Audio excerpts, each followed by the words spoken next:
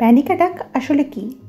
যদি কেউ আমাকে এটা 4 বছর আগে জিজ্ঞেস করতো, তাহলে বইতে কখনো যা পড়েছি তাই বলতাম। কিন্তু নিজে অনুভব করার পর মনে হয় বইতে যা লেখা থাকে তা বোধহয় সব নয়। আমার শুরু হয়েছিল একটা ফ্যামিলি ক্রাইসিসের পর থেকে। এই যে এক শূন্যতা, যেটাতে মাথা তো ফাঁকা লাগেই, কিন্তু মনের মধ্যে যে অজানা কষ্ট ভিড় করে আসে, তার পরিমাপ বোধহয় কোনো যন্ত্র দিয়েই মাপা যাবে না। নিঃশ্বাস নিতে না পারা, হাত পা কাঁপা তো সাধারণ সিমটমস, কিন্তু এই যে ইচ্ছে যে কেউ আমাকে ধরে ফেলুক, তার হাতের মধ্যে আমি সাপোর্ট পাই, এটা তো কোনো বইতে লেখা থাকে না। সবাই বলে ভুলে যাও যা হয়েছে, তাহলেই আর প্যানিক অ্যাটাক হবে না। কিন্তু আমার মনে হয় ভুলে না গিয়ে প্রবলেমটা বোধহয় ফেস করাটাই ভালো। উচিত নিজের ভয়টাকে জয় করা।